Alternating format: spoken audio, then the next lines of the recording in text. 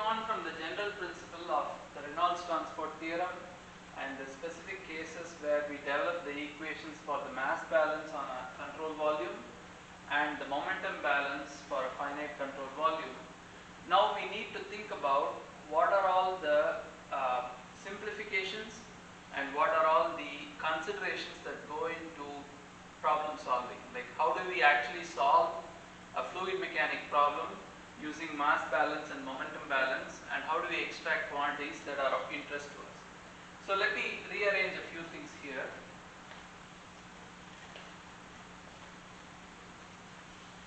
Okay, I have here the mass balance for a finite control volume, and I want to bring together this idea rho v dn. Rho v dn, this is what we would call as the mass flow rate. Okay, and then we have the momentum balance, which I'll rewrite here. Momentum balance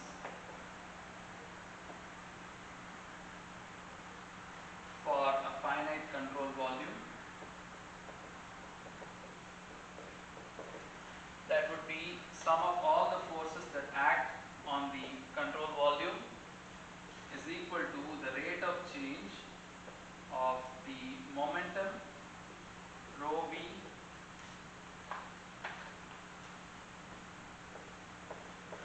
dV integrated over the control volume plus the integral over the control surface rho v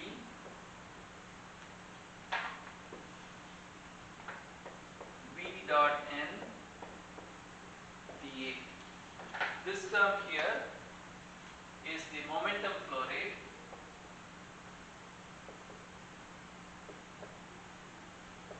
across the control surface. Okay, so these three equations is what we need to solve problems both in this module, module 4 and module 5.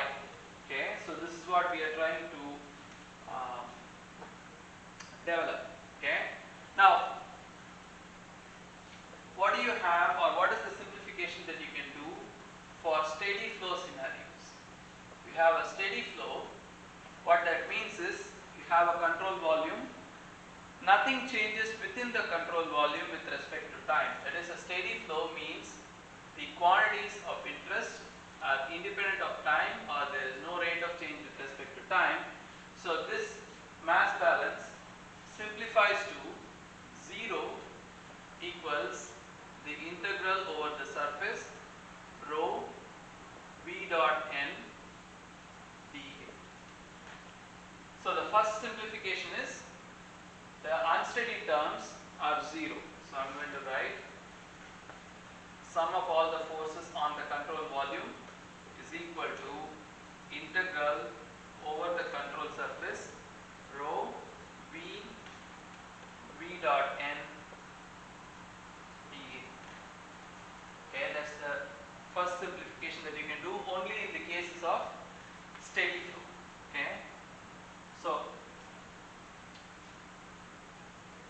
once we move past this, okay, for flows that have, let's say for example, flows that are uniform velocity profiles across a cross section. If you have uniform velocity profiles, what do I mean by that?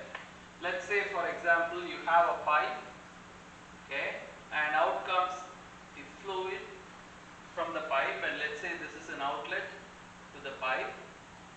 If the flow velocity v is independent of the is uniform across the entire cross section, we can say that across the entire cross section v is a constant. Okay, that's one thing.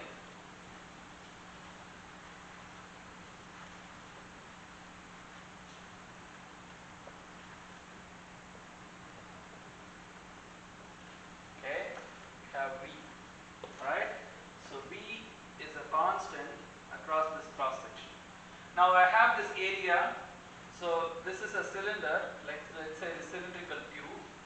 This is the z-axis, this is the r-axis, and if I draw the front view of this circular cylinder, I'm going to get a circle here on the front view, okay, with the center, and this direction is r, and this is theta. Okay. Now the area that I am talking about is this area, okay, this section here, which is really a circle, and it's along the z-axis. So the velocity, if the velocity is along the z-axis, okay, and the area, which is pi r squared times n cap. So I'll write the area is pi r squared times n cap, and the area is also pointed along the z-axis. That is, this cross section is obviously perpendicular to the z-axis, so n cap is really also equal to k cap. So if I have uniform velocity that is along the normal, that is along the axis, and that the area is also along the axis, what I have here is integral rho v naught k cap dot k cap. That's simply 1. Okay, that's simply 1, and then I have dA. I told you velocity is independent of area in this case if you have a uniform flow. Okay, in which case I can write this integral rho v naught times dA, okay, which is equal to rho v naught times area, or you have rho v naught A. I need to better write this in the middle.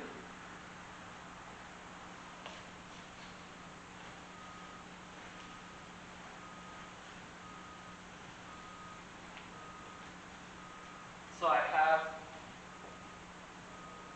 a uniform velocity coming out, v naught equals, v equals v naught times k cap, and the area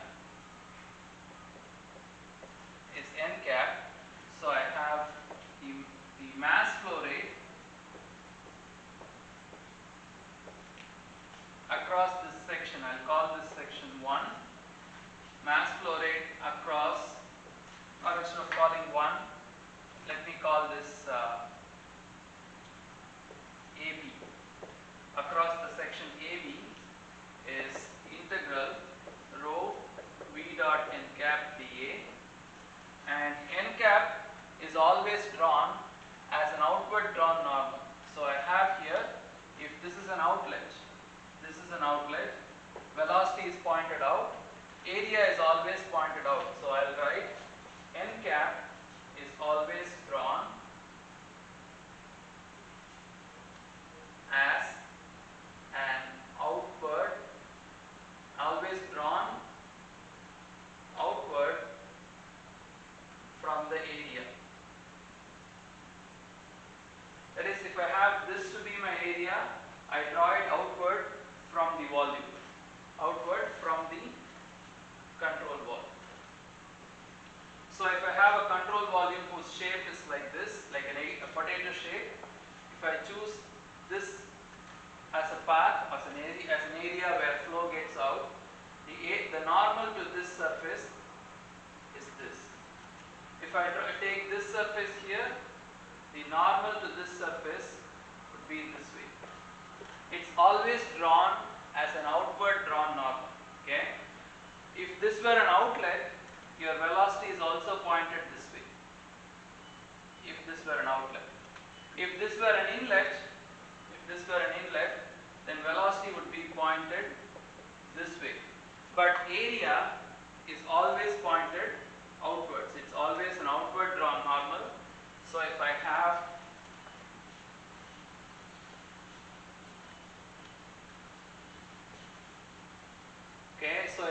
the mass flow rate, that is equal to rho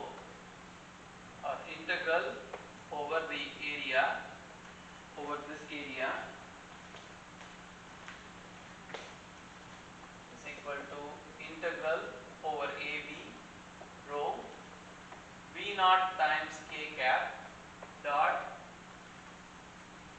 k cap times dA, or this is integral rho v naught dA over the section AB, and v naught is independent of, or v naught is uniform across AB.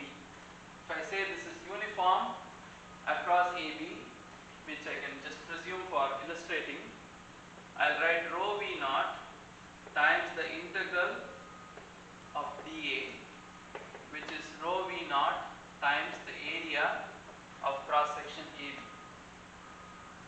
So this would be the mass flow rate. M dot is usually written as the uniform velocity times density times the area of cross section. This is an expression for mass flow rate that you also know from thermodynamics, and it can be derived from Reynolds transport theory. Okay, that would be mass flow rate. If you want to write momentum flow rate,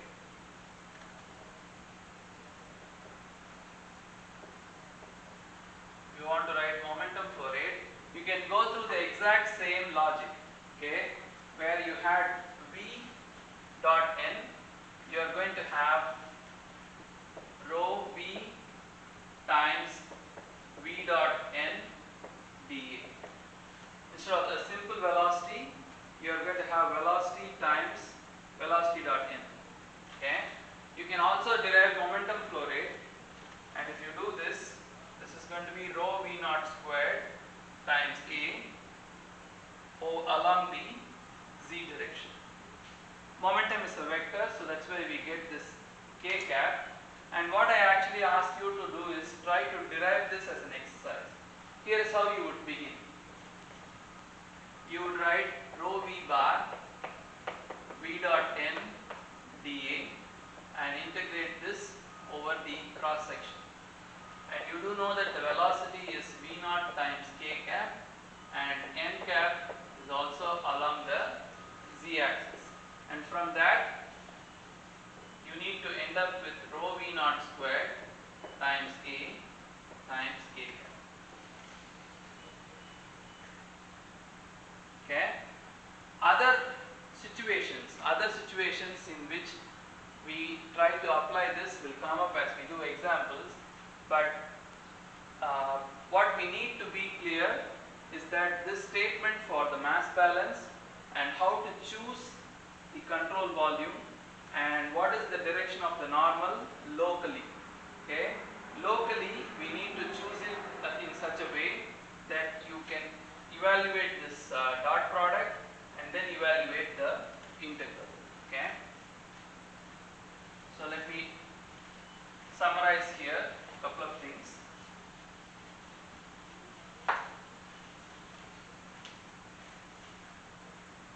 N cap is always taken as the outward drawn normal to a control surface, outward drawn facing away from the control volume. Okay, so if you have a control volume, or if you have a surface, let's say that surface is part of a control volume. Okay, the normal vector is taken to be the one that's facing away. That's facing away. An outflow from the control volume will have the velocity pointed this way. So v out dot n cap, velocity pointed out, normal vector pointed out. So v dot n is going to be positive, whereas an inlet v in is going to be the opposite direction to n. So v dot n is going to be negative. So you can remember that inlets are negative. Inlets are negative. So you need to know this. or you need to understand this.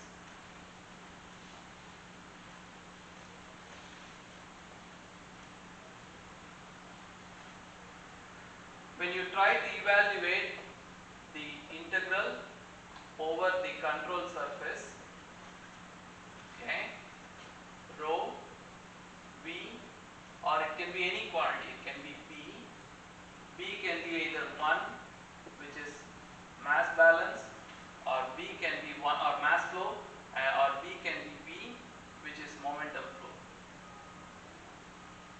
times V dot n dA. Whatever V dot n is, V dot n is a scalar.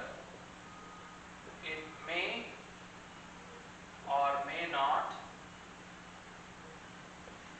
depend, or may not be uniform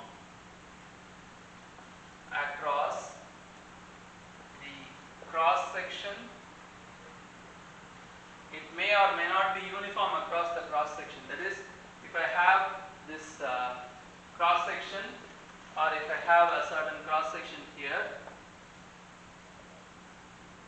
okay, outward coming out of this profile, I may have something that's uniform, or coming out of this profile, I may have something that depends on position. That is, the velocity at each point may depend on position here, may just be uniform here. Okay, it may or may not be uniform across the cross section, and integration, that is the double integral over this, the double integration that you need to do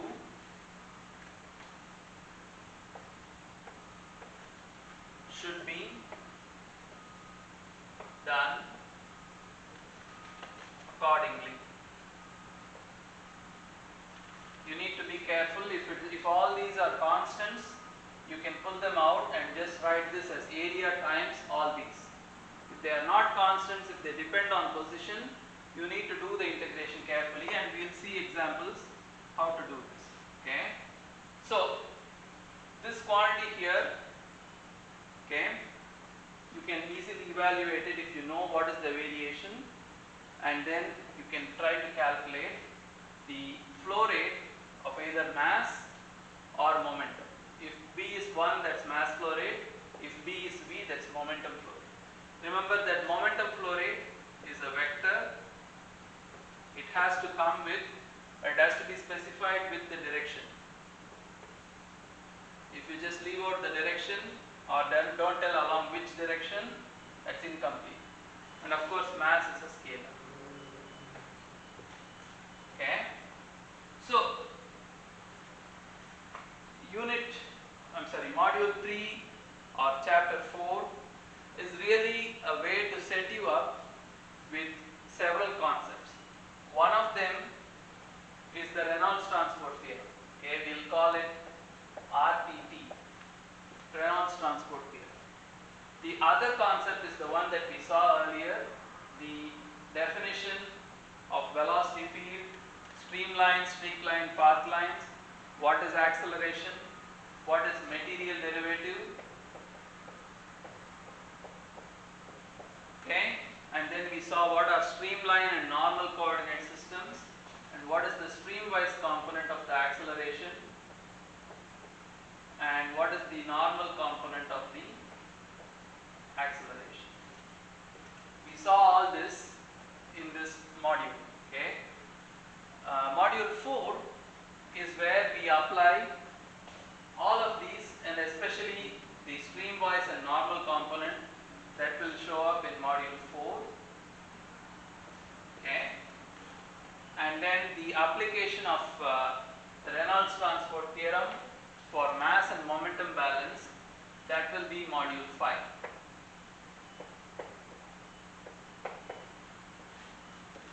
That will be module 5. Okay, so with this I wrap up module 3 and hope to see you again in another lecture. Thank you.